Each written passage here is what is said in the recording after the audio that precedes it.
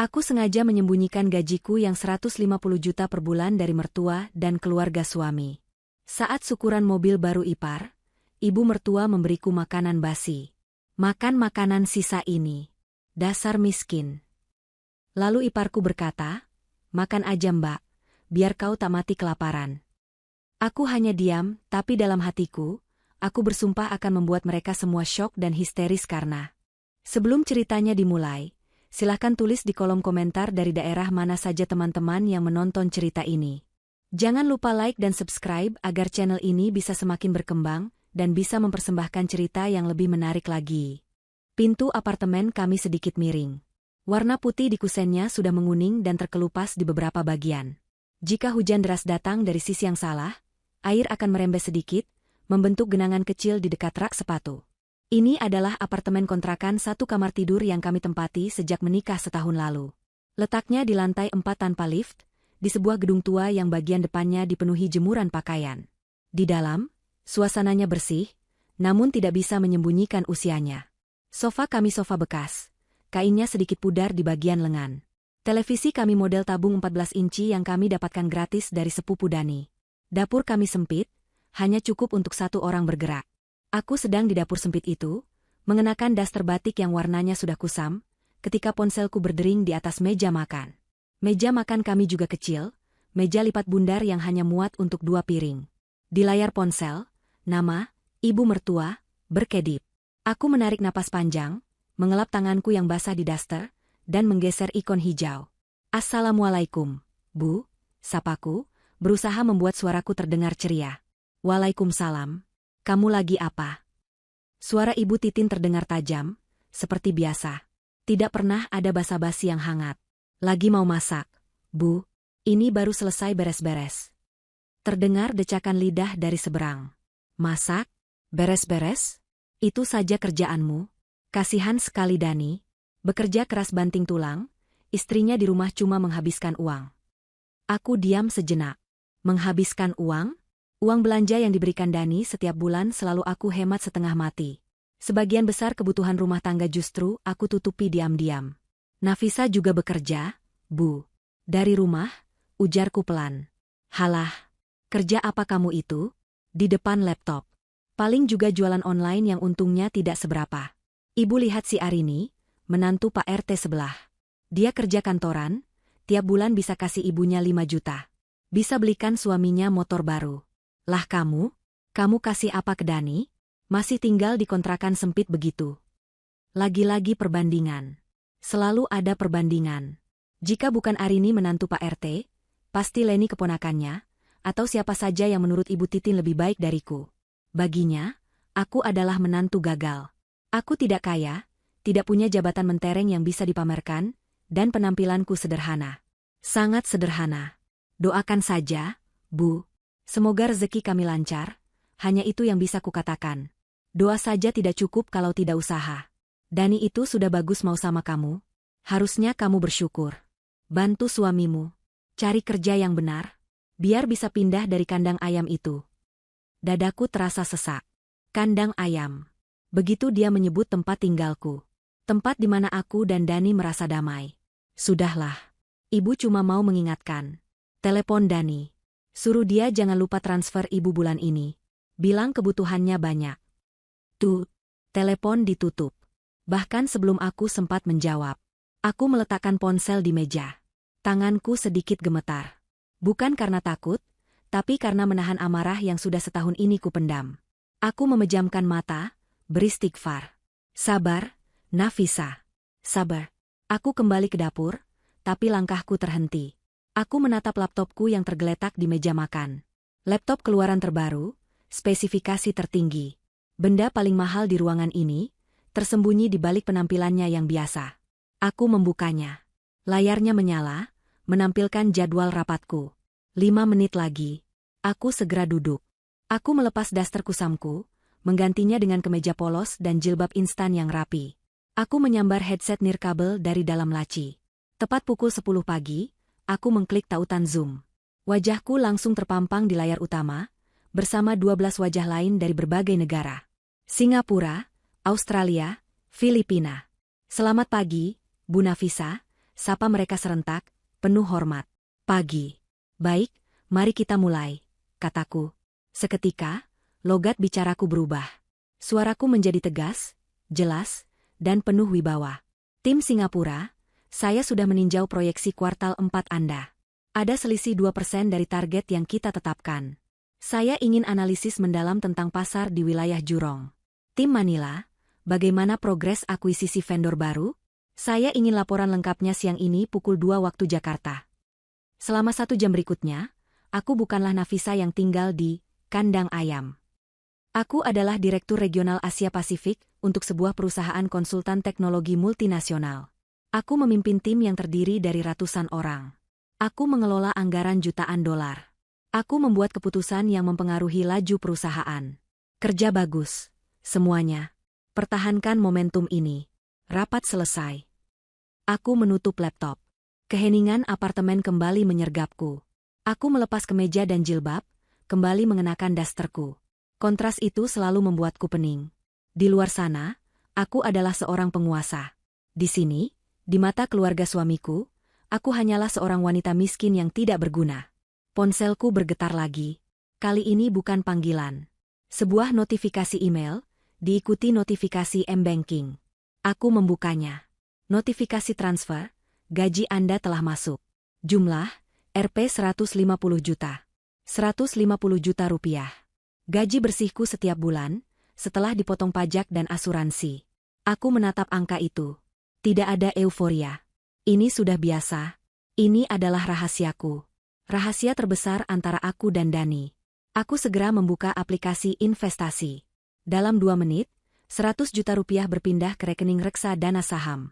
20 juta rupiah ke rekening khusus tabungan properti. Sisanya aku biarkan di rekening operasional untuk membayar tagihan rahasia dan dana darurat.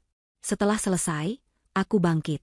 Aku berjalan ke dapur, mengambil sepotong tempe dari kulkas kecil kami. Aku mengambil bawang dan cabai. Aku akan memasak tempe orek dan tumis kangkung. Makanan sederhana. Makanan yang sesuai dengan citraku di mata Ibu Titin. Sore harinya, Dani pulang. Wajahnya lelah, tapi senyumnya merekah saat melihatku. Dani adalah pria yang baik. Dia bekerja sebagai manajer tim di sebuah perusahaan lokal. Gajinya cukup, sekitar 15 juta sebulan. Cukup untuk hidup layak jika standar kami adalah standar Ibu Titin. Tapi karena kami harus menyembunyikan milikku, kami hidup jauh di bawah standar gaji Dani. Masak apa, sayang? Tanyanya, mencium keningku. Tempe orek kesukaan Mas. Sama kangkung, jawabku sambil menyiapkan piring. Kami makan malam lesehan di atas karpet tipis di depan televisi tabung. Dani makan dengan lahap. Dia tidak pernah mengeluh. Dia tidak pernah menuntut kemewahan. Dia adalah alasanku bersabar.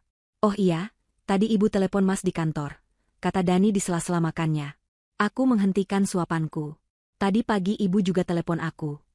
Dani langsung meletakkan sendoknya. Wajahnya berubah bersalah. Pasti ngomel lagi ya? Maafin Ibu ya, Nafisa. Ibu memang begitu. Aku tersenyum tipis. Nggak apa-apa, Mas. Aku sudah biasa. Mas tahu kamu sudah biasa. Tapi Mas yang nggak biasa, gumamnya. Dia terdiam sejenak, seperti mengumpulkan keberanian. Ada hal lain yang Ibu sampaikan. Apa, Mas? Minggu besok, Rika dan Bram adakan syukuran mobil baru mereka. Di rumah Ibu. Rika adalah adik perempuan Dani. Satu-satunya. Dan dia adalah fotokopi Ibu Titin dalam versi lebih muda. Sombong, materialistis, dan mulutnya setajam silet. Bram, suaminya, tidak jauh berbeda. Ibu memaksa kita harus datang. Katanya ini acara besar. Lanjut Dani. Aku mengangguk. Tentu saja. Acara pamer kekayaan. Momen sempurna untuk kembali merendahkanku. Dani tampak semakin tidak nyaman. Dan ada lagi. Ibu berpesan. Aku menunggu. Ibu bilang tolong kamu, berpakaian yang pantas sedikit. Katanya, jangan bikin malu keluarga di depan tamu-tamu Rika. Hening. Suara kipas angin di sudut ruangan terdengar berderit. Aku menatap piringku yang berisi nasi dan tempe. Hinaan ini bahkan lebih menyakitkan daripada makian, kandang ayam, tadi pagi. Aku menatap Dani. Matanya penuh permohonan maaf. Dia terjebak. Aku tahu itu. Aku menarik napas perlahan. Iya, Mas. Nanti aku siapkan baju yang paling pantas. Malam itu, aku tidak bisa tidur. Dani sudah terlelap di sampingku, napasnya teratur. Kamar kami sempit, hanya muat untuk satu kasur ukuran sedang dan satu lemari pakaian 2 pintu. Aku bergeser pelan, turun dari ranjang, dan berjalan ke ruang tamu yang gelap. Aku duduk di sofa bekas yang keras. Cahaya bulan menembus jendela, menerangi apartemen yang hening. Pikiranku melayang kembali ke setahun yang lalu. Tepatnya, seminggu setelah kami resmi menikah. Kami baru saja pindah ke kontrakan ini. Saat itu, aku baru saja mendapat kabar promosi besar ke posisi direktur regional. Gajiku melonjak drastis, dari 30 juta menjadi 150 juta per bulan. Aku ingat betul bagaimana reaksi Dani saat aku memberitahunya. Kami sedang makan mie instan di lantai karena meja makan lipat kami belum datang. 150 juta? Sebulan? Sayang, itu banyak sekali. Matanya berbinar, dia langsung memelukku erat. Alhamdulillah. Kita kaya, Nafisa. Kita bisa pindah dari sini. Kita bisa beli rumah. Kita bisa belikan ibu mobil. Ibu pasti bang. Dia berhenti bicara. Wajahnya tiba-tiba berubah. Kata, ibu, menggantung di udara, terasa berat. Aku memegang tangannya. Mas, kataku pelan. Justru karena ibu, aku rasa kita tidak bisa memberitahu siapapun. Terutama ibu. Wajah Dani yang tadinya cerah, langsung meredup. Dia mencoba membela. Tapi, Nafisa, ini kabar baik. Ibu pasti senang. Senang? Iya, mungkin 5 menit pertama. Setelah itu apa? Mas? Mas ingat kejadian sebelum kita menikah. Bagaimana Dani bisa lupa? Kejadian itu adalah trauma terbesarnya. Setahun sebelum kami menikah, Dani dengan bangga bercerita pada Ibu Titin bahwa dia memiliki tabungan 50 juta rupiah, hasil kerjanya selama 3 tahun, yang rencananya akan dipakai sebagai uang muka KPR rumah kami nanti. Ibu Titin langsung bereaksi. 50 juta? Nganggur di bank? Bodoh kamu, Dani. Sini, biar ibu putar uangnya. Ada investasi bagus ini. Teman ibu yang kelola. Sebulan bisa jadi 100 juta. Dani, sebagai anak yang berbakti dan tidak pernah bisa menolak ibunya, terpengaruh. Meski aku sudah memperingatkannya, dia tetap memberikan uang itu. Uang itu, tentu saja, lenyap. Investasi bodong. Ibu Titin menangis meraung-raung, menyalahkan temannya, menyalahkan takdir. Tapi mimpi buruknya belum selesai. Seminggu kemudian, beberapa pria berbadan besar datang ke kantor Dani. Mereka adalah penagih utang. Ternyata, Ibu Titin tidak hanya memakai uang 50 juta itu. Dia meminjam lagi dari rentenir, memakai jaminan fotokopi KTP dan slip gaji Dani yang dia ambil diam-diam dari dompet putranya. Utangnya membengkak menjadi 200 juta rupiah, termasuk bunga. Dani hancur. Dia nyaris dipecat dari pekerjaannya karena keributan itu. Dia harus menjual motor satu-satunya. Dia bekerja serabutan, mengambil 3 pekerjaan sampingan sekaligus, tapi utang itu terlalu besar. Dia putus asa. Saat itulah aku turun tangan. Aku belum menjadi direktur saat itu, tapi gajiku sebagai manajer senior sudah cukup besar. Aku memakai seluruh tabungan daruratku. Aku melunasi 200 juta itu dalam 1 kali bayar. Aku menyelamatkan Dani dari kehancuran finansial dan mental. Dani bersumpah dia tidak akan pernah melupakan pengorbananku. Dan dia berjanji tidak akan pernah lagi membiarkan ibunya ikut campur dalam keuangan kami. Mengingat kejadian itu, di kontrakan kami yang baru, Dani langsung pucat. Dia mengerti maksudku. Mas, kalau ibu tahu uang tabungan mas 50 juta saja bisa jadi utang 200 juta. Kataku sambil menatap matanya dalam-dalam. Bayangkan apa yang akan terjadi kalau ibu tahu menantunya ini berpenghasilan 150 juta setiap bulan. Dani menunduk. Bahunya bergetar. Dia akan menghancurkan kita, Nafisa. Dia akan meminta uang itu. Dia akan memamerkannya. Dia akan menyuruh kita menanggung hidup Rika, Bram, dan semua sepupu jauh. Dia akan mengendalikan hidup kita. Uang itu akan habis. Dan kita akan kembali terlilit utang. Saat itulah kami membuat kesepakatan. Sebuah sumpah di antara kami berdua. Kita akan hidup sederhana. Kataku, sangat sederhana. Kita akan tinggal di kontrakan ini. Kita akan pakai gajimu untuk hidup sehari-hari, Mas. Gajiku akan jadi rahasia kita. Rahasia yang kita simpan rapat-rapat. Aku akan mengelolanya sendiri. Aku akan membangun fondasi untuk masa depan kita, jauh dari jangkauan siapapun. Atas namaku. Apa Mas bersedia? Dani mengangkat wajahnya. Matanya basah, tapi tatapannya penuh tekad. Dia menggenggam tanganku. Aku bersedia, Nafisa. Aku lebih baik hidup sederhana dalam damai, daripada hidup mewah dalam kekacauan. Maafkan aku. Maafkan ibuku. Ini bukan salahmu, Mas. Ini adalah cara kita bertahan hidup. Malam itu, kami berdua berjanji. Dani berjanji untuk menahan diri tidak membela aku secara finansial. Aku berjanji untuk menahan diri dari segala hinaan yang datang. Kami setuju bahwa gajiku adalah dana tidur yang tidak boleh disentuh untuk gaya hidup. Hanya untuk investasi dan masa depan. Sekarang, setahun telah berlalu. Aku kembali dari lamunanku. Aku bangkit dari sofa, berjalan ke meja makan. Aku membuka laptopku lagi. Aku tidak hanya berinvestasi di reksadana. Aku membuka folder lain. Aset. Di dalamnya ada 3 sertifikat apartemen tipe studio di Jakarta Selatan. Semuanya sudah lunas dan kini disewakan. Uang sewanya langsung masuk rekening investasi lain. Ada juga sertifikat 1 unit ruko di Bekasi yang sedang dalam proses pembangunan. Semuanya atas namaku. Nafisa. Tidak ada nama Dani. Ini adalah kesepakatan kami untuk melindunginya jika Ibu Titin nekat berbuat ulah dengan hukum. Total asetku, di luar tabungan tunai dan portofolio saham, sudah mencapai miliaran rupiah. Dan Ibu Titin mengira aku tidak punya pekerjaan. Ironis. Aku menutup laptop tepat saat ponselku bergetar lagi. Pagi sudah menjelang. Subuh baru saja lewat. Ini hari Sabtu. Pestanya besok. Siapa yang menelepon sepagi ini? Ibu Titin. Jantungku berdebar.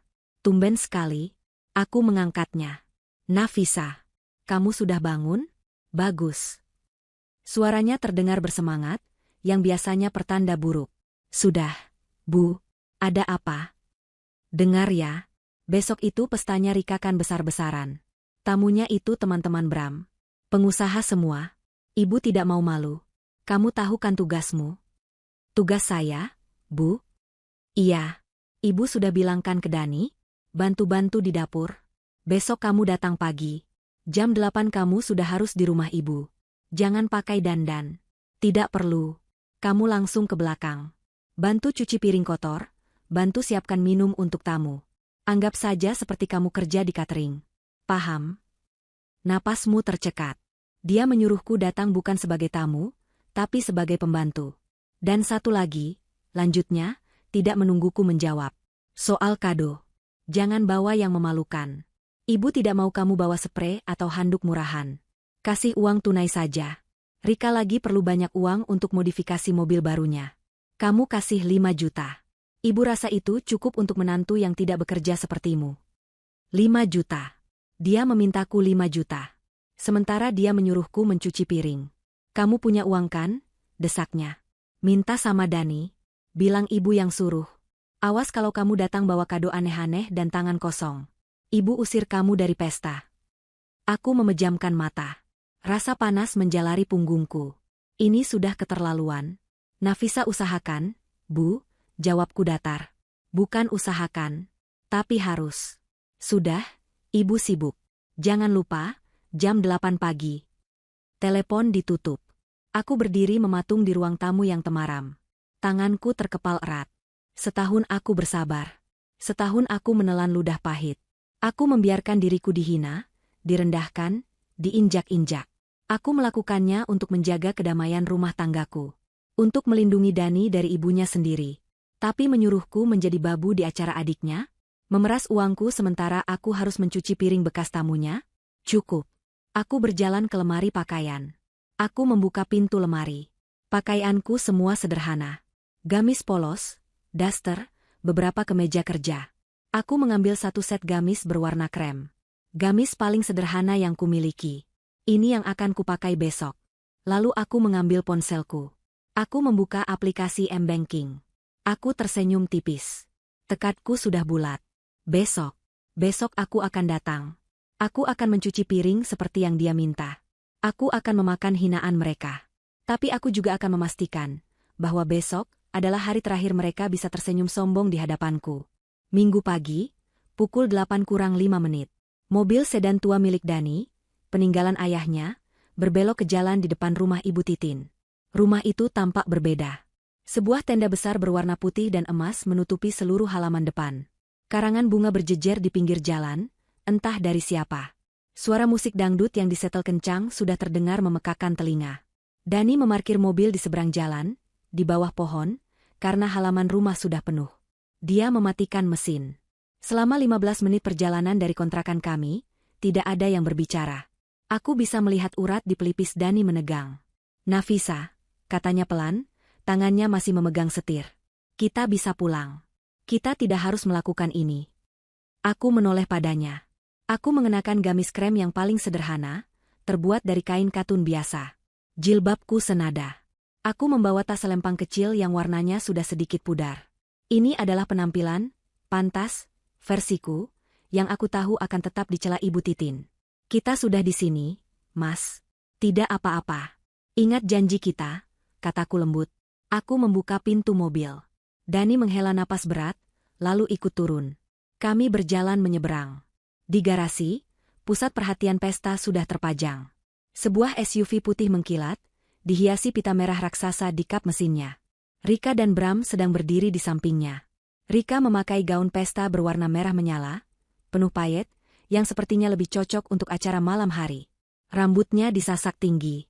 Bram memakai kemeja batik sutra yang mencolok dan jam tangan emas besar di pergelangan tangannya. Ibu Titin, yang memakai kebaya baru berwarna biru, melihat kedatangan kami. Wajahnya langsung mengeras. Dia tidak menyapa. Dia tidak membalas salam kami. Dia hanya memberi isyarat dagu yang tajam ke arah samping rumah. Sudah datang kamu? Desisnya. Bagus. Langsung ke belakang. Ibu tidak mau tamu-tamu lihat kamu. Bahkan sebelum aku sempat melangkah, Rika melihat kami. Dia berjalan cepat menghampiri, tangannya terulur. Bukan untuk bersalaman. Mana, Mbak? Kadonya? Tanyanya, suaranya nyaring. Jangan bilang cuma bawa puding agar-agar. Aku menatapnya tanpa ekspresi. Dengan tenang, aku membuka tas selempangku. Aku mengeluarkan sebuah amplop putih polos. Aku sudah mengambil uang tunai ini dari ATM 2 hari yang lalu. 5 juta rupiah. Aku menyerahkannya. Rika merebut amplop itu. Dia membukanya di depan kami, tidak peduli sopan santun. Dia mengeluarkan lembaran-lembaran uang ratusan ribu dan menghitungnya dengan cepat. Cuma 5 juta? Matanya menyipit. Mbak, ini syukuran mobil 1 miliar. 5 juta ini buat beli ban serepnya juga nggak cukup. Ya sudahlah, katanya sambil melipat uang itu dan memasukkannya ke dompet kecilnya. Daripada nggak ada sama sekali. Sesuailah sama kemampuanmu.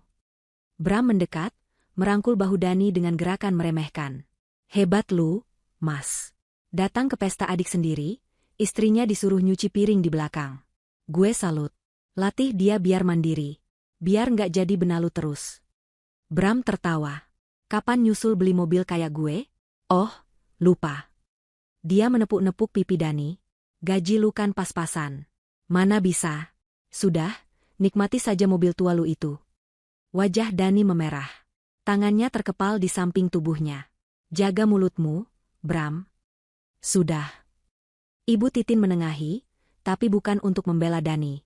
Dia mendorong bahu Dani. Kamu juga, Dani, jangan belain istri pemalas. Sana, temani Bram di depan. Sapa tamu.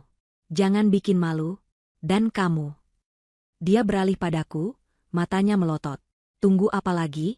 Mau difoto di sebelah mobil baru? Ke dapur, sekarang. Dia menarik lenganku, menyeretku menjauh dari garasi, melewati sisi rumah. Aku tidak melawan. Aku melirik Dani sekali. Dia menatapku dengan tatapan hancur. Aku memberinya anggukan kecil. Aku tidak apa-apa. Ibu Titin mendorongku masuk ke pintu dapur belakang. Pemandangannya persis seperti dugaanku. Berantakan dan panas. Ada 3 orang ibu-ibu dari jasa catering, tapi mereka sibuk menata makanan di piring-piring saji untuk prasmanan. Di sudut, di dekat tempat cuci piring, ada tumpukan besar. Panci-panci gosong, wajan-wajan raksasa, baskom-baskom adonan. Ini jelas bukan sisa pekerjaan catering hari ini. Ini adalah peralatan masak yang dipakai Ibu Titin dan Rika untuk persiapan semalam. Nih, kata Ibu Titin sambil menunjuk tumpukan itu. Kerjaanmu, cuci semua ini, sampai bersih. Sampai mengkilat. Ibu tidak mau ada sisa minyak. Awas kalau masih kotor. Ibu tidak akan kasih kamu makan. Dia berbalik dan pergi, meninggalkan aku sendirian di area cuci piring yang kotor dan berbau sisa makanan. Aku menarik napas. Aku melihat sekeliling. Tidak ada sarung tangan. Sabun cuci piringnya adalah sabun colek batangan yang murah. Aku menyingsingkan lengan gamisku. Aku membuka keran. Airnya kecil. Dan aku mulai bekerja. 1 jam berlalu. Pukul 9. Tamu-tamu mulai berdatangan. Aku bisa mendengar suara mereka dari dapur. Tawa yang keras, musik yang semakin kencang. Aku menggosok panci besar yang dasarnya berkerak hitam. Keringat membasahi pelipis di balik jilbabku. Tanganku mulai terasa perih karena sabun colek. Pukul 10. Tamu semakin ramai. Jelas ini adalah teman-teman Bram dan Rika. Para wanita dengan tas bermerek, para pria dengan kemeja rapi. Mereka berkumpul di teras belakang, dekat dengan dapur tempatku bekerja. Aku bisa melihat mereka, dan mereka bisa melihatku. Beberapa tamu wanita melirik ke arahku dengan tatapan bingung. Seorang wanita berhijab yang tampak sederhana, berkeringat, menggosok panci di pesta yang begitu meriah. Mereka berbisik-bisik. Lalu aku mendengarnya. Suara Ibu Titin. Dia sedang berbicara dengan sekelompok tamu, tidak jauh dari pintu dapur. Iya, Jeng. Alhamdulillah. Ini mobilnya Rika. Harganya 1 miliar. Tunai. Hadiah dari Bram. Suaminya memang pengusaha sukses besar, tidak salah saya pilihkan jodoh. Ibu Titin membual. Suaranya penuh kebanggaan. Beda ceritanya sama anak saya yang pertama, si Dani. Kasihan dia. Salah pilih istri. Dapat istri tidak jelas asal-usulnya, miskin pula. Nggak kerja. Cuma di rumah saja. Aku berhenti menggosok. Aku mendengarkan. Itu, Jeng. Lihat saja sendiri. Aku yakin Ibu Titin menunjuk ke arahku. Itu istrinya Dani. Si Nafisa. Saya kasihan lihat dia bengong saja di rumah, jadi saya suruh bantu-bantu di dapur. Biar ada gunanya sedikit. Sekalian amal, kasih dia kerjaan. Gelak tawa pelan terdengar. Rika ikut menimpali. Suaranya sama melengkingnya. Iya, mbak-mbak. Itu si Nafisa, istrinya Mas Dani. Numpang hidup dia. Kasihan ya Mas Dani, harus menanggung beban. Makanya, kalau saya bilang, cari pasangan itu yang selevel. Kayak saya sama Mas Bram. Ini mobil baru, minggu depan kami mau lihat-lihat ruko. Sukses itu harus seimbang, kan? Tangan kananku, yang memegang sabut kawat, gemetar. Bukan karena lelah. Hinaan itu terasa seperti tamparan fisik. Mereka tidak hanya merendahkanku, mereka menjadikanku bahan tontonan. Objek belas kasihan dan cemoohan. Aku memejamkan mata sejenak. Aku mengatur napasku. Sabar, Nafisa. Sebentar lagi. Aku kembali menggosok. Panci terakhir. Aku membilasnya, membersihkan sisa-sisa busa sabun. Aku menatanya di rak. Selesai. Tepat pukul 10:30. Aku mengelap tanganku yang basah dan keriput di gamisku. Aku baru saja akan duduk di bangku kayu kecil di sudut dapur untuk meluruskan punggungku. Pintu dapur terbuka. Ibu Titin masuk. Wajahnya masam. Dia melihat tumpukan panci yang sudah bersih, lalu menatapku yang sedang berdiri. Sudah selesai, ketusnya. Cepat juga. Bagus. Sekarang, jangan harap kamu bisa gabung sama tamu-tamu di luar. Jangan harap kamu bisa makan prasmanan. Dia menunjuk ke arah pintu. Kamu berdiri di situ. Tunggu piring kotor. Kalau ada tamu yang sudah selesai makan, kamu ambil piringnya. Bawa ke sini. Tamu-tamu itu bukan levelmu. Mengerti? Aku menatap matanya. Tidak ada belas kasihan di sana. Hanya kebencian dan rasa superioritas yang menjijikkan. Aku mengangguk sekali. Saya mengerti, Bu. Pesta mencapai puncaknya. Acara syukuran resmi dimulai. Bram berdiri di panggung kecil yang didirikan di teras, memegang mikrofon. Dia berbicara panjang lebar tentang kerja keras dan visi bisnisnya. Aku berdiri di dekat pintu dapur, seperti patung, mendengarkan kebohongan itu. Aku tahu dari Dani bahwa bisnis Bram sebenarnya sedang goyah. Dia baru saja kehilangan tender besar. Mobil ini, aku yakin 100%, dibeli dengan utang konsumtif yang mencekik. Silakan dinikmati hidangannya, teriak Bram, mengakhiri pidatonya. Musik kembali diputar. Para tamu menyerbu meja prasmanan yang penuh dengan makanan mewah. Ada kambing guling, udang bakar, berbagai salad, dan kue-kue mahal. Aroma makanan itu memenuhi udara, tapi perutku terasa mual. Sejak pagi aku belum minum setetes pun. Tugasku dimulai. Benar kata Ibu Titin, aku menjadi babu. Seorang tamu pria, selesai makan, melihatku berdiri di dekat pintu. Tanpa menoleh, dia mengulurkan piringnya ke arahku. Mbak, ambil. Aku melangkah maju, mengambil piring kotor itu, dan membawanya ke dapur. Aku meletakkannya di bak cuci. Aku kembali ke posisiku. Lagi.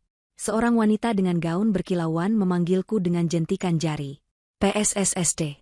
Sini, ambil ini. Dia menyerahkan piringnya yang masih penuh sisa makanan. Aku melakukannya. Lagi, dan lagi. Selama hampir 1 jam, aku bolak-balik. Mengambil piring, gelas, dan sendok kotor. Para tamu tidak melihatku. Aku hanyalah bagian dari pelayanan. Transparan. Tidak terlihat.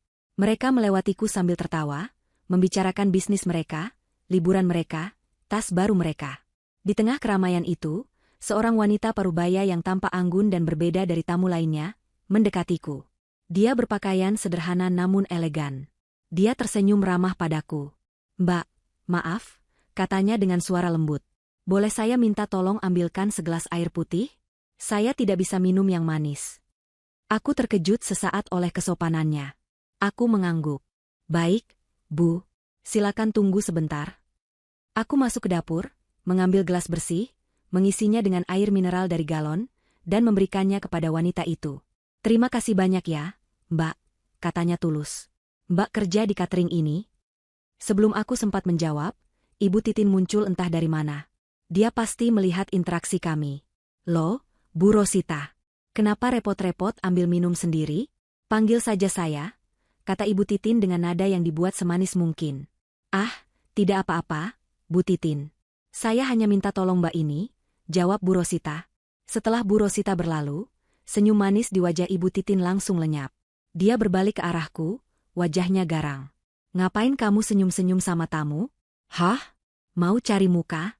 Mau mengadu kamu diperlakukan tidak baik? Jangan mimpi kamu. Tempatmu itu di belakang. Dia mendorong bahuku dengan kasar, mendorongku kembali ke arah dapur. Jangan banyak tingkah. Aku diam, kembali ke posisiku. Hinaan itu sudah terasa kebas. Aku hanya menunggu. Menunggu momen yang tepat. Dan momen itu datang tanpa kuduga. Aku sedang membawa tumpukan piring kotor. Mungkin ada sekitar 10 piring. Tumpukannya agak tinggi dan berat. Aku berjalan hati-hati melewati kerumunan tamu. Bram sedang berdiri membelakangiku. Dia tertawa terbahak-bahak, menceritakan sebuah lelucon kepada teman-temannya. Sambil tertawa, dia melangkah mundur 1 langkah. Tepat ke arahku. Bruk. Tubuhnya yang besar menghantamku dengan keras. Aku kehilangan keseimbangan. Tumpukan piring itu terlepas dari tanganku. Praaang. Kraaang. Suara porselen pecah menghantam lantai keramik terdengar sangat nyaring. Musik seakan berhenti. Semua tawa dan obrolan terputus. Hening seketika.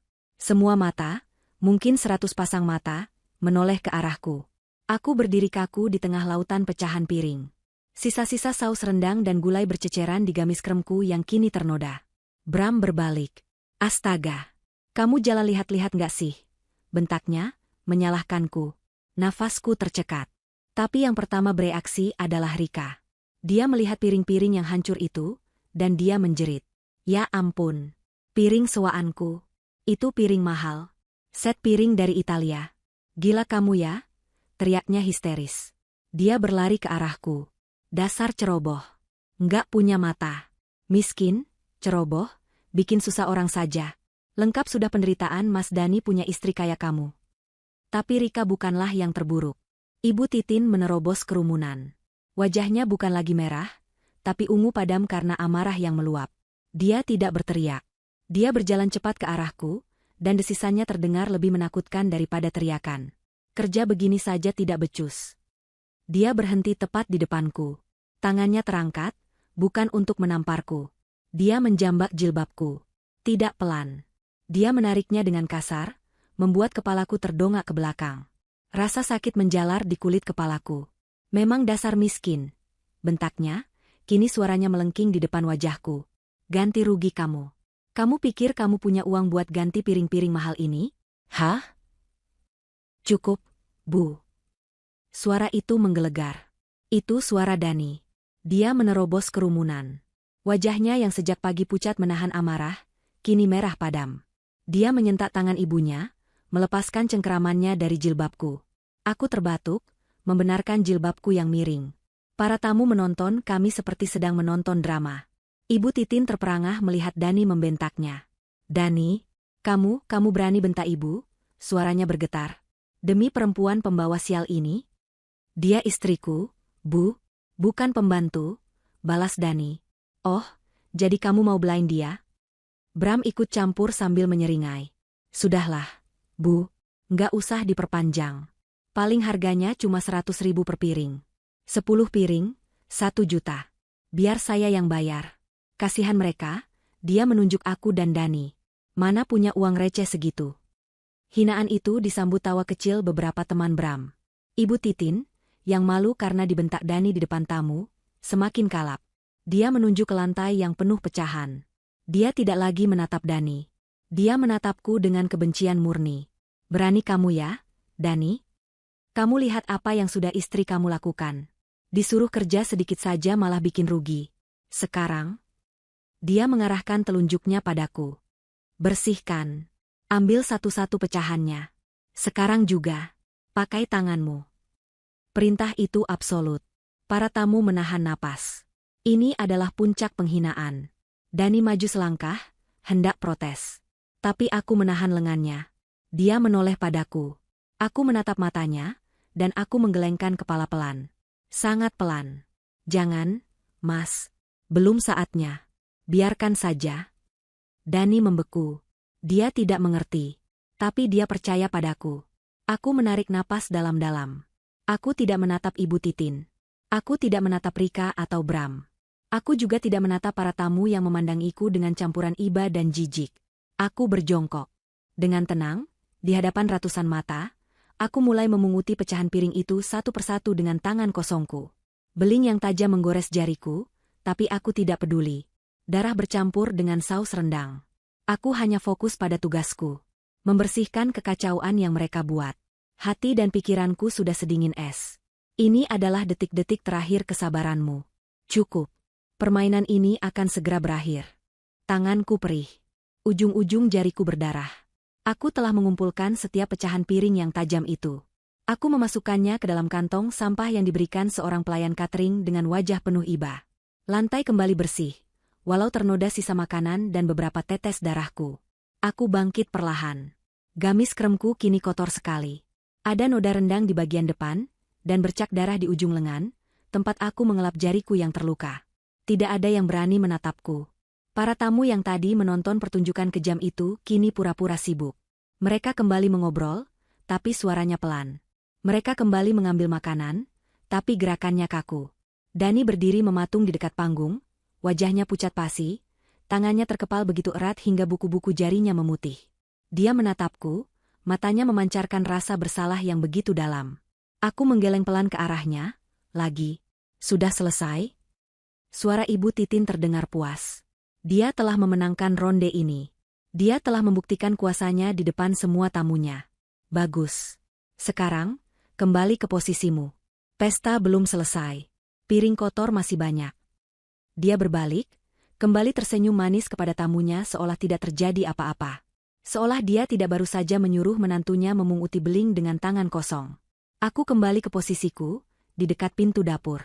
Aku seperti bayangan. Tugas baru kini dimulai. Tamu-tamu selesai dengan hidangan utama.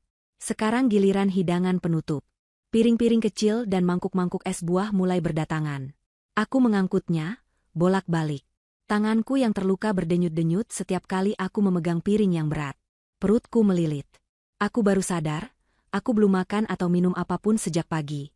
Aku berangkat jam 8, langsung bekerja membersihkan panci-panci besar. Lalu aku mengumpulkan piring. Lalu aku membersihkan pecahan beling. Sekarang sudah lewat jam 1 siang. Tenggorokanku kering dan kepalaku mulai pusing. Aku melihat galon air di sudut dapur. Aku melangkah masuk, berniat mengambil gelas. Mau kemana? Rika tiba-tiba ada di situ.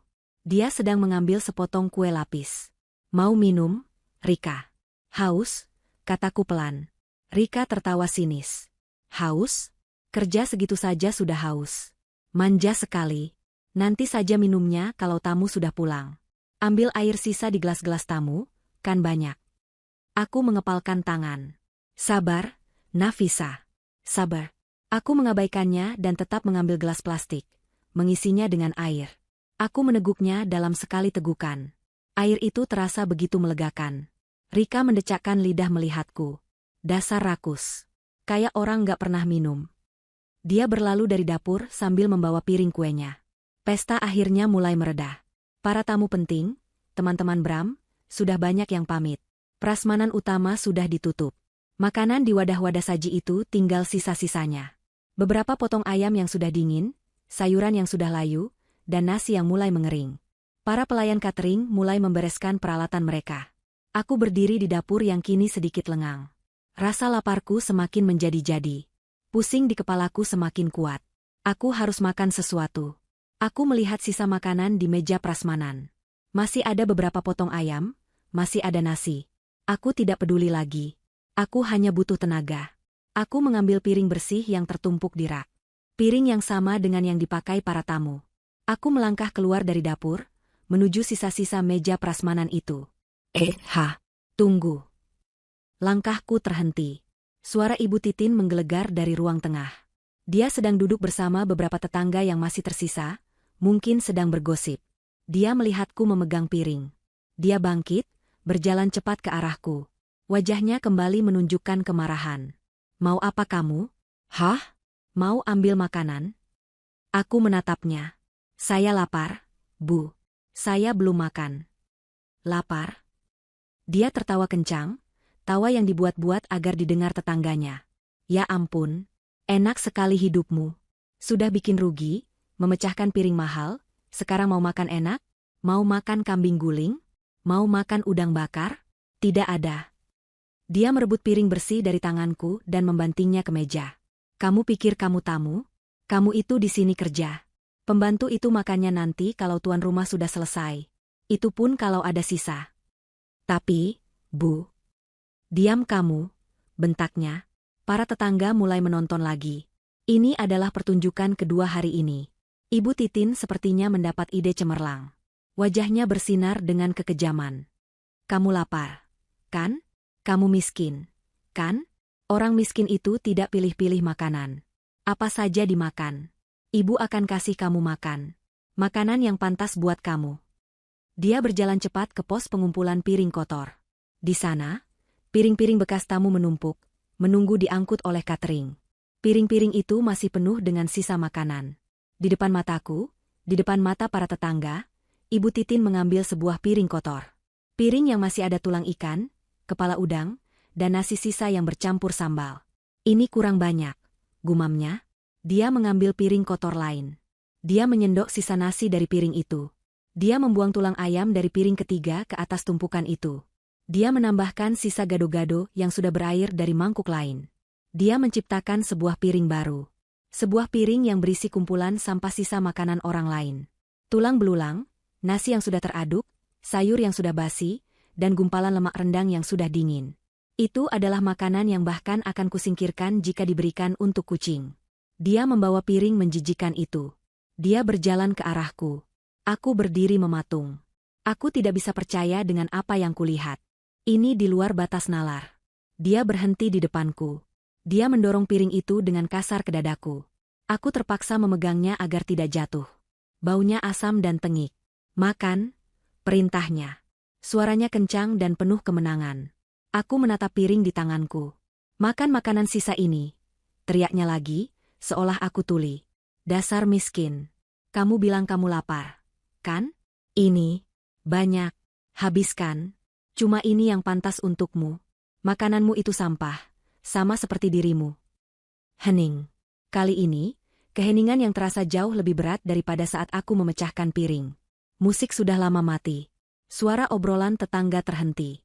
Yang terdengar hanyalah suara dengusan napas Ibu Titin yang penuh amarah dan kepuasan. Aku berdiri di sana, memegang piring berisi sampah. Aku bisa merasakan tatapan semua orang. Bukan lagi tatapan meremehkan. Bukan lagi tatapan iba. Tapi tatapan ngeri. Tatapan tidak percaya. Mereka sedang menyaksikan tingkat kekejaman yang tidak pernah mereka bayangkan.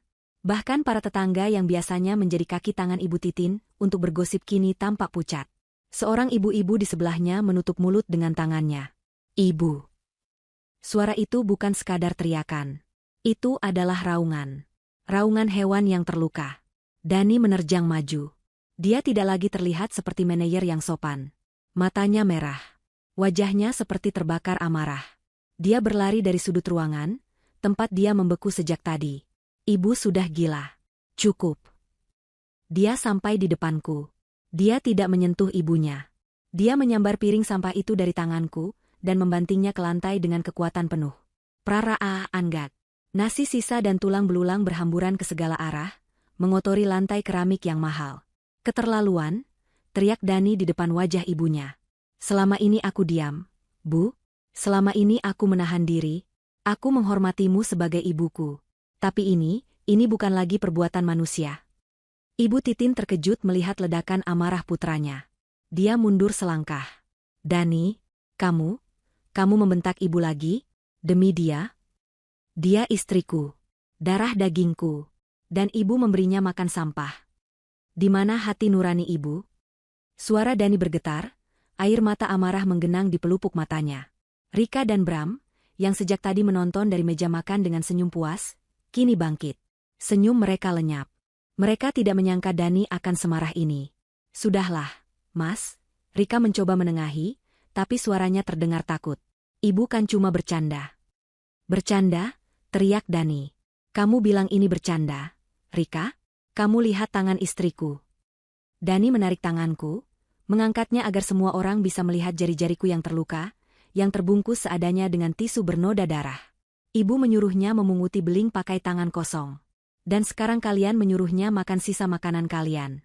Kalian apakan istriku selama aku tidak lihat? Suasana menjadi sangat tegang. Ibu Titin yang tadinya terkejut, kini mulai membalas. Rasa malunya karena dibentak di depan tetangga mengalahkan akal sehatnya. Dasar anak durhaka, jeritnya. Kamu sudah dibutakan oleh perempuan miskin ini. Kamu lebih membela dia daripada ibumu sendiri. Ibumu yang melahirkan kamu. Kalau kamu tidak suka, pergi. Pergi kalian berdua dari rumah ini. Jangan pernah injak rumah ini lagi. Dani tertawa. Tawa yang kering dan penuh luka. Pergi? Ibu pikir kami mau tinggal di neraka ini? Ayo, Nafisa. Kita pergi sekarang. Kita tinggalkan mereka semua. Dia meraih lenganku, menarikku untuk pergi. Tapi aku tidak bergerak. Dani menoleh. Nafisa, ayo. Aku menarik tanganku dari genggamannya. Pelan. Semua orang menatapku. Dani menatapku dengan bingung. Ibu Titin menatapku dengan penuh kemenangan, mengira aku takut untuk pergi, takut kehilangan tempat bernaung. Kenapa? Kamu takut jadi gelandangan? Cibir Ibu Titin. Rika, yang melihatku diam, kembali mendapatkan keberaniannya. Dia tertawa sinis. Makan aja Mbak, biar kau tak mati kelaparan. Hitung-hitung amal dari saya. Nanti kalau Mas Dani sudah cerai sama kamu mau makan apa? Nggak ada lagi kan yang mau kasih kamu sisa makanan. Bram mengangguk setuju. Benar. Kasihan. Sudah, Mas Dani. Ceraikan saja. Cari istri yang selevel. Yang kayak Rika. Sukses. Bukan benalu yang cuma bisa bikin malu. Aku mendengarkan semua itu. Aku menyerap setiap kata. Aku menatap piring yang pecah di lantai. Aku menatap tulang ayam yang tergeletak di dekat kakiku. Lalu aku mengangkat kepalaku. Aku menatap Ibu Titin, lurus ke matanya. Aku menatap Rika. Aku menatap Bram. Dan aku tersenyum. Senyumku sangat tipis. Sangat tenang. Itu bukan senyum kalah. Bukan senyum sedih. Itu senyum seseorang yang sudah memegang semua kartu. Senyumku membuat mereka terdiam. Tawa Rika mati di tenggorokannya. Cengiran Bram membeku. Wajah Ibu Titin yang penuh kemenangan berubah menjadi bingung. Mereka merasakan ada sesuatu yang salah. Sangat salah. Kenapa aku tersenyum? Kenapa aku tidak menangis? Kenapa aku tidak memohon? Di tengah keheningan yang mencekam itu, aku menoleh ke suamiku. Suaraku terdengar sangat jelas. Tidak bergetar. Tidak ada air mata. Dingin, tenang, dan penuh kendali. Suara yang biasa kugunakan di ruang rapat Dewan Direksi. Mas Dani, kataku, tolong ambilkan tas saya. Dani membeku.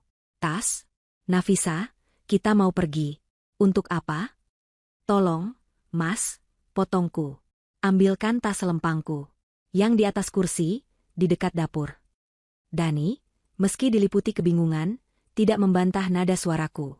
Dia berbalik, berjalan cepat, mengambil tas selempangku yang kecil dan warnanya sudah pudar. Tas yang sama tempat aku mengambil amplop 5 juta tadi pagi. Dia menyerahkannya padaku. Aku mengambil tas itu. Semua mata tertuju pada tas kusam itu. Apa isinya? Ibu Titin mendengus. Mau apa kamu? Mau ambil dompet? Mau pamer uang recehmu? Atau mau mencuri sendok perak dari rumah ini? Aku tidak menjawabnya. Aku membuka resleting tas itu. Dengan tenang, aku merogoh ke dalam. Bukan dompet yang ku keluarkan. Aku mengeluarkan ponselku. Aku berdiri di tengah kekacauan itu, dengan ponsel di tangan. Tas selempang kusamku kini tergantung di bahu. Gamisku kotor. Tanganku berdarah. Di lantai, piring berisi makanan sisa yang dibanting Dani menjadi saksi bisu. Wajah suamiku, Dani, masih merah padam karena amarah. Dia berdiri protektif di sampingku. Di depanku, Ibu Titin, Rika, dan Bram menatapku dengan tatapan campur aduk. Kebencian, kebingungan, dan sedikit ketakutan. Senyum dinginku telah merusak skenario mereka. Mereka mengharapkan air mata, permohonan, atau ketakutan. Mereka tidak mengharapkan ketenangan. Mau apa kamu? Desis Ibu Titin, mencoba merebut kembali kendali. Mau pamer isi ponsel bututmu itu? Mau menelepon polisi? Silakan. Bilang apa? Bilang ibu mertuamu memberimu pelajaran? Rika tertawa, meski tawanya terdengar gugup. Paling juga mau pura-pura telepon ojek online. Mau kabur? Mbak? Nggak punya ongkos ya? Aku mengabaikan mereka. Mataku tertuju pada Rika dan Bram. Kalian? Kataku, dan suaraku yang tenang terdengar lebih keras daripada teriakan mereka. Kalian bangga sekali, ya, dengan pesta ini? Aku melirik ke arah SUV putih di garasi. Kalian bangga sekali dengan mobil itu? Rika mengangkat dagunya. Tentu saja. Ini mobil mewah. Harganya 1 miliar. Kamu seumur hidupmu, jadi babu cuci piring pun, tidak akan sanggup membelinya. 1 miliar. Aku mengulang kata itu, seolah sedang mencicipinya. Bram, aku beralih ke adik iparku. Bisnismu hebat sekali ya, bisa membelikan istri mobil semahal ini. Tunai? Wajah Bram langsung berubah. Dia, yang paling mengerti tentang uang, adalah yang pertama merasakan bahaya. Aku menyebut kata, tunai, seperti sebuah tuduhan. Dia tidak menjawab. Saya tanya, Bram, apa kamu beli ini tunai? Ulangku, lebih tajam. Itu bukan urusanmu. Sentak Bram, salah tingkah. Kamu benar. Itu bukan urusanku. Kataku, urusanku adalah... Aku membuka kunci ponselku. Ketika kalian menggunakan kemewahan palsu ini untuk menginjak-injak harga diriku dan suamiku. Aku menatap Ibu Titin. Ibu bilang saya miskin. Ibu bilang saya benalu. Ibu bilang saya tidak bekerja. Ibu menyuruh saya makan makanan sisa. Itu semua benar, jerit Ibu Titin. Benarkah? Aku tersenyum. Ibu, Rika, Bram. Aku melangkah maju pelan. Saya ingin menunjukkan sesuatu pada kalian. Aku membuka satu aplikasi. Aplikasi mobile banking berwarna hijau. Para tamu, terutama para tetangga, mulai beringsut maju. Mereka tidak mau ketinggalan. Ponsel-ponsel di saku mereka mulai terangkat, merekam secara diam-diam. Kalian bilang saya tidak punya uang untuk mengganti piring seharga 1 juta. Kalian bilang saya tidak sanggup membeli mobil 1 miliar. Aku membalikkan layar ponselku. Di layar itu, terpampang dengan jelas di bawah namaku, Nafisa Kirana, sebuah angka yang membuat napas semua orang tertahan. Saldo rekening, 7.845.120.900 rupiah. 7.845 juta rupiah. Hening. Keheningan itu lebih menakutkan daripada teriakan manapun. Telinga Ibu Titin seakan berdengung. Matanya melotot, nyaris keluar dari rongganya. Dia menatap angka itu, lalu menatap wajahku, lalu kembali ke angka itu. Rika membeku. Mulutnya terbuka. Tawa sinis yang tadi disiapkannya mati seketika. Bram adalah yang paling pucat. Dia berkeringat dingin. Dia tahu aplikasi itu. Dia tahu itu bukan editan. Angka itu nyata. 7 miliar. Tunai. Di dalam satu rekening. Itu. Ibu Titin tergagap. Itu tidak mungkin. Itu. Bohong. Itu editan. Kamu belajar di mana bikin editan begitu? Hah? Editan? Aku bertanya dengan nada geli. Ibu pikir saya punya waktu untuk mengedit gambar. Aku mematikan layar ponsel, lalu menyalakannya lagi. Membuka aplikasi. Memasukkan kata sandi. Angka itu muncul lagi. Ini live, Bu. Ini adalah saldo di salah satu rekening saya. Aku sengaja menekankan kata, salah satu. Lalu, soal saya tidak bekerja. Aku memasukkan ponselku ke dalam tas. Aku tidak membutuhkannya lagi. Aku menatap lurus ke mata Ibu Titin. Selama setahun ini, Ibu mengira saya pengangguran yang memakai daster di rumah. Benar. Saya memang di rumah. Tapi dari rumah itu, saya bekerja. Aku menarik napas. Saya, Nafisa Kirana. Saya adalah Direktur Regional untuk wilayah Asia Pasifik di sebuah perusahaan konsultan teknologi multinasional. Saya memimpin ratusan orang di 5 negara. Dan gaji saya? Aku berhenti sejenak, membiarkan mereka menunggu. Gaji saya, 150 juta rupiah. Per bulan. Jika saldo 7 miliar adalah sebuah bom, maka pengakuan gaji 150 juta adalah ledakan nuklir. Para tetangga terkesiap.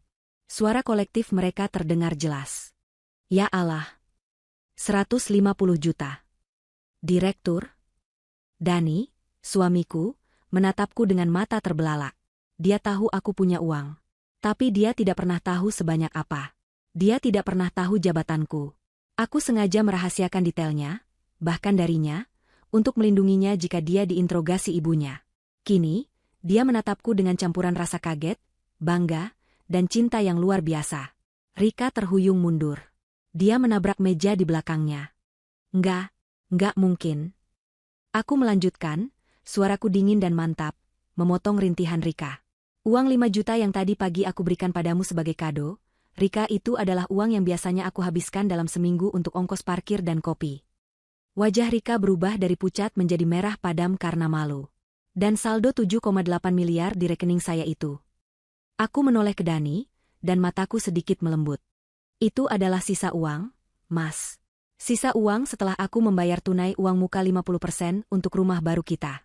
Sebuah rumah di klaster elit di Pondok Indah, seharga 12 miliar rupiah. Aku berencana memberitahumu malam ini sebagai kejutan. Itu adalah pukulan terakhir.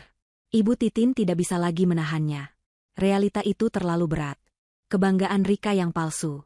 Kemewahan Bram yang ternyata utang. Dan menantu perempuan yang dia hina sebagai babu, yang dia beri makan sampah, ternyata adalah seorang miliarder. Dia tidak bisa menerima kekalahan ini. Logikanya hancur. Yang tersisa hanyalah amarah primitif. Bohong, jeritnya, suaranya melengking tinggi, memecahkan keheningan yang mencekam. Kamu bohong. Dasar penipu. Dari mana kamu dapat uang sebanyak itu? Pasti hasil tidak benar. Kamu pasti jual diri. Atau pesugihan. Dia menerjang ke depan. Bukan untuk memukulku. Tujuannya adalah tasku. Sini, biar ibu lihat sendiri. Sini ponselmu. Kamu pasti penipu. Ibu Titin menerjang seperti banteng terluka. Tangannya yang keriput mencoba mencakar, meraih tas selempangku. Dia ingin membuktikan bahwa semua ini bohong. Dia harus membuktikan ini bohong, atau dunianya akan runtuh. Tapi dia tidak pernah sampai padaku. Cukup. Dani bergerak lebih cepat. Dia melangkah maju, merentangkan lengannya, menjadi perisai hidup antara aku dan ibunya. Dia tidak mendorong ibunya dengan kasar, tapi dia menahan tubuh Ibu Titin dengan kokoh. Cukup, Bu. Cukup, teriak Dani. Wajahnya kini basah oleh air mata amarah dan rasa malu. Selama ini kami diam. Selama ini kami mengalah. Nafisa menelan semua hinaan ibu demi aku. Dia mau hidup sederhana demi aku. Demi menghindari sifat serakah ibu. Tapi ibu tidak pernah berubah. Bentakan Dani menghentikan Ibu Titin. Dia menatap putranya dengan nanar. Dani, kamu membela dia? Kamu percaya pada bualannya? Bualan? Dani tertawa getir. Aku mungkin tidak tahu detailnya. Tapi aku tahu siapa istriku. Dia wanita paling jujur dan paling hebat yang pernah aku temui. Dibandingkan kalian? Dia menatap Rika dan Bram dengan jijik. Kalian yang hidup penuh bualan. Teriakan Dani menggema di seluruh ruangan. Para tamu, para tetangga, semua terdiam. Ponsel-ponsel kini terangkat secara terang-terangan. Ini adalah drama terbaik yang pernah mereka saksikan. Rika, melihat ibunya gagal, ikut berteriak. Dia menunjuk-nunjukku dari seberang ruangan. Bohong. Itu semua bohong. Kalau dia memang direktur, kenapa dia mau cuci piring? Kenapa dia mau diperlakukan seperti babu? Kenapa dia mau pakai daster kusam? Itu tidak masuk akal. Ibu. Dia pasti pesugihan. Dia pelihara tuyul. Tuduhan, pesugihan, itu begitu konyol, begitu putus asa, sehingga aku nyaris tertawa. Para tetangga mulai berbisik. Pesugihan? Ya ampun, nuduhnya. Bram, yang sejak tadi diam, akhirnya angkat bicara. Suaranya bergetar. Dia tidak menatapku. Dia menatap istrinya. Rika, diam. Kamu tidak tahu apa-apa. Dia tahu. Di antara mereka semua, hanya Bram yang sadar bahwa mereka sudah tamat. Seorang direktur regional Asia Pasifik bukan orang sembarangan. Aku menatap kerumunan yang histeris itu. Ibu Titin yang masih terisak-isak. Rika yang berteriak-teriak tidak keruan. Kalian masih tidak percaya? Tanyaku. Suaraku kembali tenang, membelah keributan itu. Kalian bilang saya tidak mungkin bisa membeli mobil 1 miliar ini. Aku mengeluarkan ponselku lagi. Ibu Titin dan Rika langsung terdiam, mata mereka tertuju pada benda itu. Kalian benar. Kataku, saya tidak akan sudi membeli mobil ini. Ini mobil jelek. Wajah Rika memucat. Kalian butuh bukti nyata? Kataku. Baiklah. Kalian akan mendapatkannya. Aku mencari sebuah kontak di ponselku. Pak Anton, Properties Asset. Aku menekan tombol panggil. Dan aku menekan tombol loudspeaker. Suara dering telepon terdengar di keheningan rumah itu. Tut-tut. Halo, selamat siang. Dengan Anton di sini. Suara seorang pria yang berat, sopan, dan profesional terdengar dari pengeras suara. Semua orang menahan napas. Aku menjawab, suaraku datar dan formal. Halo, Pak Anton. Selamat siang. Ini saya, Nafisa. Ada jeda sejenak, lalu suara Pak Anton terdengar lebih ramah. Ah, Ibu Nafisa. Selamat siang, Bu. Apa kabar? Tumben sekali menelepon di hari Minggu. Ada yang bisa saya bantu, Bu? Apa ada masalah dengan unit ruko yang di Bekasi? Atau apartemen yang di Jakarta Selatan? Setiap kata yang diucapkan Pak Anton adalah paku yang tertancap di peti mati harga diri Ibu Titin dan Rika. Ruko di Bekasi, bisik seorang tetangga. Apartemen, Jakarta Selatan, bisik yang lain. Bram menutup matanya. Hancur. Aku tersenyum tipis. Tidak, Pak Anton. Properti aman. Saya menelepon untuk hal lain. Saya mau konfirmasi pesanan saya. Pesanan yang mana ya, Bu? Setahu saya, bulan ini Ibu sudah melunasi. Bukan properti, Pak, potongku. Yang mobil. Saya jadi ambil mobil yang kita bicarakan minggu lalu. Oh, yang itu. Suara Pak Anton terdengar antusias. Tentu saja, Bu. Jadi Ibu ambil yang sedan mewah Eropa seri terbaru itu, ya? Yang harganya hampir 2 miliar rupiah per unit itu, kan? 2 miliar? Rika terhuyung. Dia hampir jatuh. Betul, jawabku. Tapi ada sedikit perubahan. Saya tidak mau ambil satu. Maksud Ibu? Tanya Pak Anton. Aku menatap Rika lurus di matanya. Saya mau ambil 2 unit. Keheningan yang terjadi begitu total, aku bisa mendengar suara es batu yang mencair di gelas tamu. 2 unit, Bu? Ulang Pak Anton, kaget. Betul. 1 warna hitam metalik, 1 warna putih mutiara. Dan saya mau dikirim sekarang juga. Sekarang, Bu? Ini hari Minggu. Saya tahu. Anggap ini urgent. Saya akan bayar biaya tambahan. Tolong kirimkan ke lokasi saya. Saya kirim lokasinya sekarang via WhatsApp. Aku beralih ke Dani. Mas, alamat lengkap rumah ibumu apa? Dani, yang masih syok, menyebutkan alamat itu dengan terbata-bata. Aku mengulanginya untuk Pak Anton. Baik, Bu, siap. Suara Pak Anton terdengar bersemangat. 2 unit, sedan seri terbaru. Pembayarannya seperti biasa ya, Bu? Langsung lunas? Tentu. Saya transfer uang mukanya sekarang juga, 500 juta. Sisanya saya lunasi begitu mobil tiba. Terima kasih, Pak Anton. Luar biasa. Terima kasih kembali, Bu Nafisa. Mobil akan segera meluncur. Mungkin sekitar 30 menit lagi sampai. Kami akan siapkan unitnya. Aku menutup telepon. Aku memasukkan ponselku ke dalam tas. Aku menatap keluargaku. Ibu Titin, Rika, Bram. Mereka tidak lagi berteriak. Mereka tidak lagi histeris. Wajah mereka pucat pasi. Mereka gemetar. Mereka telah menyaksikan dengan telinga mereka sendiri, bagaimana aku memesan 2 mobil senilai total 4 miliar rupiah, semudah memesan martabak. Mereka telah mendengar konfirmasi tentang ruko dan apartemen. Permainan sudah selesai. Aku menang. Ibu Titin menatapku. Kebencian di matanya telah hilang. Kemarahannya telah lenyap. Yang tersisa hanyalah ketakutan. Ketakutan murni. Dia menyadari siapa yang selama ini dia hina. Dia menyadari siapa yang dia suruh makan sampah. Dia maju selangkah. Lututnya gemetar. Nafisa, Nak. Suaranya bergetar, nyaris tidak terdengar. Jadi itu semua benar? Kamu orang kaya? Dia mencoba meraih lenganku. Bukan untuk menyerang, tapi untuk memohon. Aku melangkah mundur 1 langkah. Aku menghindari sentuhannya seolah tangannya adalah kotoran yang tadi pagi disodorkannya padaku. Wajah Ibu Titin hancur. Dia tahu dia tidak akan pernah dimaafkan. Kepanikan yang luar biasa melandanya. Dia kehilangan segalanya.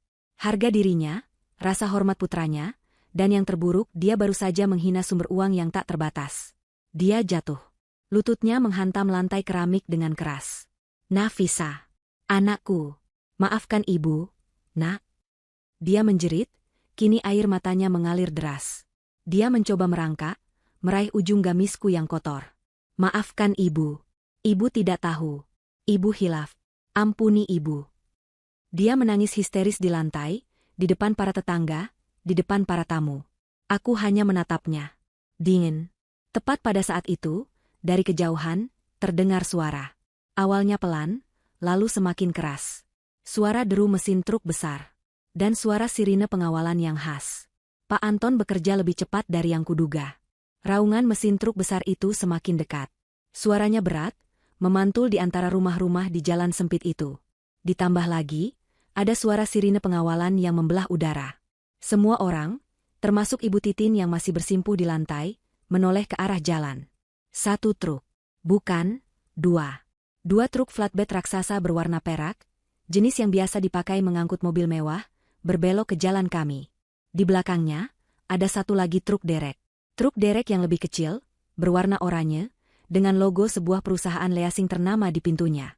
3 truk besar kini berhenti berjejer, memblokir total akses ke rumah Ibu Titin. Pintu truk flatbed terbuka. 4 orang pria berseragam rapi turun. Mereka bergerak cepat dan profesional. Pak Anton tidak main-main. Permisi, Ibu Nafisa, salah satu dari mereka, sepertinya supervisor, menghampiriku. Aku mengangguk. Saya Nafisa. Kami dari tim Pak Anton. 2 unit pesanan ibu sudah siap. Dia tidak peduli pada drama yang sedang terjadi. Dia tidak peduli pada Ibu Titin yang menangis di lantai atau Rika yang pucat. Dia punya pekerjaan. Di depan mata semua tamu dan tetangga yang kini berkerumun di teras, kedua truk flatbed itu menyalakan hidroliknya. Dek belakang truk menurun perlahan, membentuk tanjakan. Lalu, satu persatu, mobil itu diturunkan. Pertama, sebuah sedan hitam metalik. Begitu baru, begitu mengkilap, plastiknya bahkan masih menempel di beberapa bagian. Lampunya yang tajam dan bodinya yang elegan memancarkan kemewahan yang jauh di atas SUV milik Rika. Ini adalah kemewahan yang berkelas, bukan kemewahan pamer yang norak. Kedua, mobil yang persis sama, namun berwarna putih mutiara. Mobil itu seakan bersinar di bawah matahari siang. Rika menahan napas. Dia tahu merek mobil itu. Semua orang tahu. Itu adalah seri terbaru dari sedan Jerman paling mewah. Mobil yang harganya memang benar-benar 2 miliar rupiah. Para supervisor menyerahkan 2 kotak beludru kecil padaku. Isinya adalah kunci mobil. Sudah lunas, Bu. Sesuai instruksi Ibu, kami tarik langsung dari rekening Ibu. Terima kasih atas kepercayaannya. Aku mengambil kunci itu. Tapi pertunjukan utama belum dimulai. Saat semua mata terpana pada dua mobil senilai 4 miliar rupiah itu, pintu truk derek oranye ketiga terbuka. Dua pria berwajah keras, memakai seragam leasing, turun. Mereka membawa papan penjepit dan surat-surat. Mereka tidak menghampiriku. Mereka berjalan lurus, melewati kerumunan, menuju garasi. Mereka berhenti di depan SUV putih milik Rika yang masih berhias pita merah. Salah satu pria itu menatap Bram. Bram, yang tadinya hanya pucat, kini berkeringat deras. Dia terlihat seperti orang yang mau pingsan. "Permisi," kata petugas derek itu dengan suara keras dan datar, sengaja agar didengar semua orang. "Apa benar ini dengan Bapak Bram?" Bram tidak menjawab. Dia hanya gemetar. "Saya ulangi, apa benar ini dengan Bapak Bram?" desak petugas itu. Iya, saya," cicit Bram. Petugas itu mengangguk. Dia melihat ke surat-suratnya. "Bagus. Bapak Bram, kami dari pihak Leasing Sejahtera. Berdasarkan catatan kami, Bapak menunggak cicilan mobil SUV putih ini." Dia melirik nomor polisinya, atas nama Rika, selama 3 bulan. Total tunggakan plus denda adalah 120 juta rupiah. "Apa?" Rika menjerit. Jeritan itu memecahkan kesunyian. Semua mata kini beralih dari mobil baruku ke mobil Rika. "Bohong," teriak Rika. "Ini mobil lunas. Kami beli tunai." Mas Bram, bilang sama mereka. Bilang mereka salah." Bram hanya menunduk. Dia tidak bisa berkata apa-apa. Petugas itu mengabaikan teriakan Rika. "Surat peringatan 1, 2, dan 3 telah kami kirimkan ke alamat kantor Bapak. Tapi kantor Bapak ternyata sudah kosong sejak 2 bulan lalu." Para tamu terkesiap. Kantor bangkrut. Karena tidak ada itikat baik, hari ini kami diperintahkan untuk melakukan penarikan unit. Mohon Bapak serahkan kuncinya." "Enggak, ini bohong." Rika menjadi histeris. Dia berlari ke arah Bram. "Mas, kenapa kamu diam? Kenapa kamu nggak jawab? Mas, kamu bilang ini lunas. Kamu bilang ini hadiah." Bram akhirnya mengangkat wajahnya. Matanya merah. "Maafkan aku, Rika. Bisnis hancur. Aku tidak punya uang." Pengakuan itu menghantam Rika lebih keras daripada tamparan. Jadi pesta ini, semua ini, bohong?" Suaranya bergetar. Petugas derek itu tidak punya waktu untuk drama keluarga. "Kami tidak butuh kuncinya. Kami akan derek paksa." Petugas yang satu lagi mulai mengeluarkan rantai dan kait derek. Dia berjalan menuju bagian depan SUV itu. Saat itulah Rika benar-benar kehilangan akal sehatnya. "Jangan!" teriaknya. Dia berlari dan memeluk kap mesin mobil itu. Pita merah besar itu kini menjadi saksi bisu kebohongannya. "Jangan ambil mobilku. Ini mobil syukuranku. Jangan. Pergi kalian." Petugas itu berhenti. "Bu, tolong jangan halangi pekerjaan kami. Kami bisa panggil polisi." Panggil saya." "Aku tidak takut. Ini mobilku." Aku melangkah maju. Aku berjalan melewati Ibu Titin yang kini terdiam ngeri di lantai. Aku berjalan melewati Dani yang menatapku dengan tatapan tak percaya.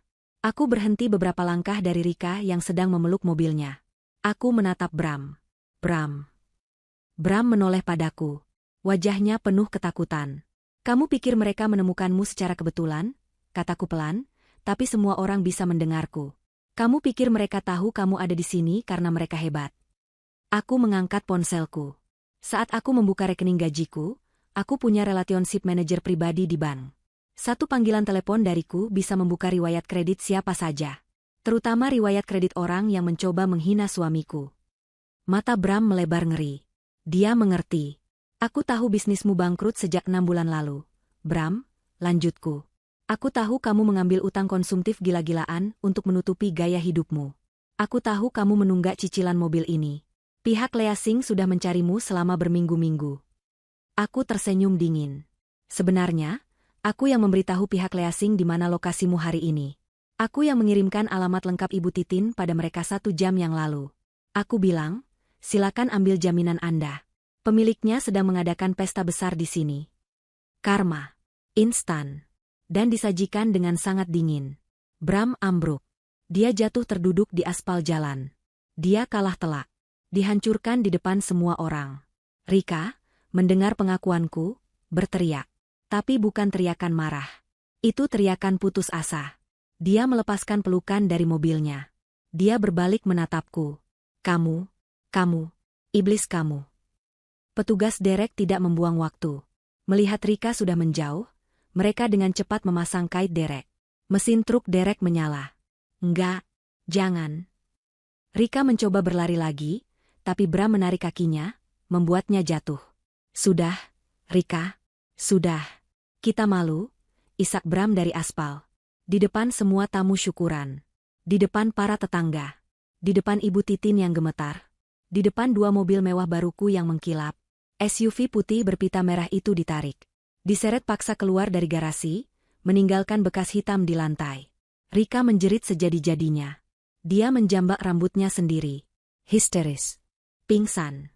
Dia jatuh terkulai di samping Bram yang menangis seperti anak kecil. Pesta syukuran itu telah berakhir dengan cara yang paling memalukan. Jalan di depan rumah Ibu Titin kini lengang. 3 truk besar itu telah pergi. 2 truk flatbed pergi setelah menurunkan mobilku. Truk derek oranye itu pergi sambil menyeret paksa SUV putih milik Rika, meninggalkan pita merahnya yang besar sobek dan tergeletak di jalanan. Adegan setelahnya begitu sunyi dan canggung. Para tamu dan tetangga, yang telah mendapatkan tontonan paling dramatis dalam hidup mereka, bubar satu persatu. Mereka tidak pamit. Mereka hanya pergi dengan berbisik-bisik, wajah mereka penuh gosip yang siap disebarkan ke seluruh penjuru kota. Yang tersisa hanyalah puing-puing kehancuran. Di teras, Rika masih pingsan. Bram duduk di lantai di sebelahnya, memeluk lututnya, menatap kosong ke jalan. Dia telah kehilangan segalanya dalam 10 menit. Mobilnya, reputasinya, dan mungkin juga harga diri istrinya. Di dalam rumah, Ibu Titin masih terduduk di lantai. Dia tidak lagi menangis. Dia hanya gemetar hebat. Matanya kosong. Dia menatap pecahan piring di lantai, lalu menatap 2 mobil baru yang terparkir di bekas tempat mobil Rika. Realitas itu terlalu pahit untuk ditelan. Dani, suamiku, adalah orang pertama yang bergerak. Dia berjalan ke arahku. Dia berdiri di depanku, di antara gamisku yang kotor dan mobil baruku yang berkilauan. Dia menatapku. Matanya penuh dengan emosi yang tidak bisa kuuraikan. Ada rasa kaget, rasa bersalah, bangga, dan cinta yang luar biasa. Nafisa. Suaranya serak. Kamu tahu semua ini? Kamu merencanakan semua ini? Aku menatap matanya. Aku tidak merencanakan hinaan mereka, Mas. Aku hanya merencanakan konsekuensinya. Aku sudah lelah hidup dalam kebohongan. Aku lelah melihatmu menahan malu demi aku. Dan aku tidak akan pernah membiarkan mereka menghinamu atau aku lagi. Tidak akan pernah. Dani tidak berkata apa-apa. Dia menarikku ke dalam pelukannya. Dia memelukku erat, di depan sisa-sisa keluarganya yang hancur. Dia membenamkan wajahnya di jilbabku. Maafkan aku, bisiknya. Maafkan aku, sayang. Aku sudah gagal melindungimu. Maafkan aku sudah membiarkanmu menderita selama ini. Aku membalas pelukannya. Itu sudah berlalu, Mas.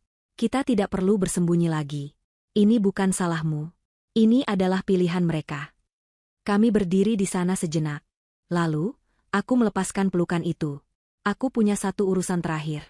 Aku berjalan pelan, masuk ke dalam rumah. Aku melewati Bram dan Rika yang tergeletak di teras. Aku berjalan menuju Ibu Titin yang masih terduduk di lantai, di samping genangan makanan sisa yang tadi dibanting Dani. Ibu Titin mengangkat kepalanya saat aku mendekat. Wajahnya basah oleh air mata dan keringat. Saat dia melihatku, ketakutan itu kembali. Dia mencoba mundur, menggeser tubuhnya di lantai. Nafisa, jangan apa-apakan ibu. Maafkan ibu. Pintanya, suaranya parau. Aku tidak mengatakan apa-apa. Aku berhenti di depannya. Aku membuka tas selempangku yang kusam. Tas yang sama yang dicibir Rika. Aku membuka dompet lamaku. Dompet yang sama yang Ibu Titin kira isinya hanya uang receh. Di dalamnya, ada beberapa lembar uang ratusan ribu. Aku mengambil satu lembar.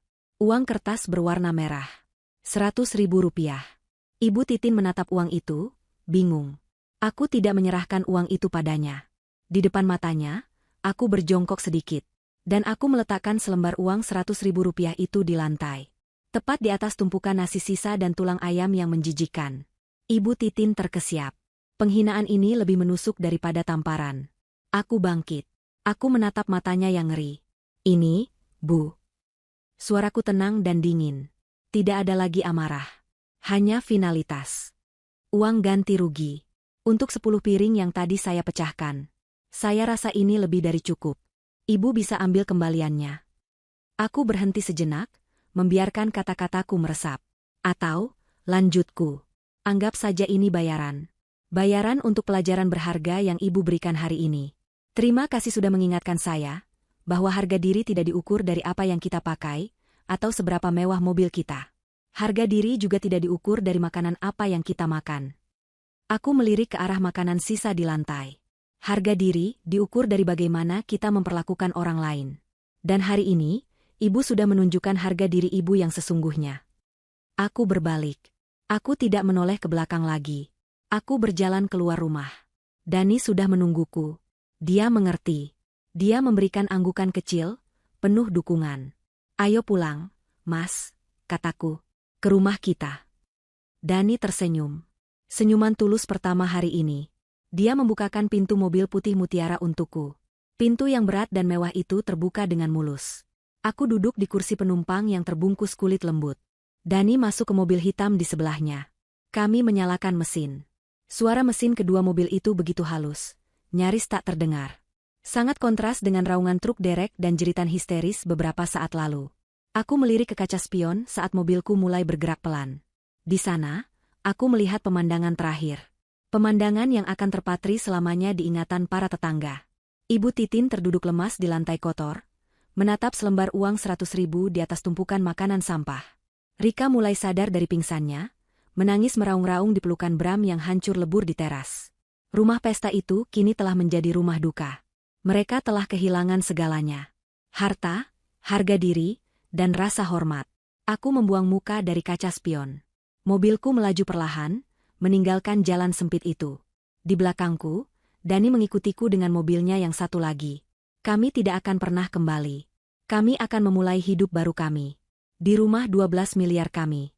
Di mana tidak ada lagi daster kusam, tidak ada lagi hinaan, dan tidak ada lagi makanan sisa. Yang ada hanya aku, suamiku, dan masa depan kami yang sangat cerah. Dan itu adalah pembalasan karma yang paling memuaskan. Yang paling memuaskan. Yang paling memuaskan. Yang paling memuaskan, yang paling memuaskan, yang paling memuaskan.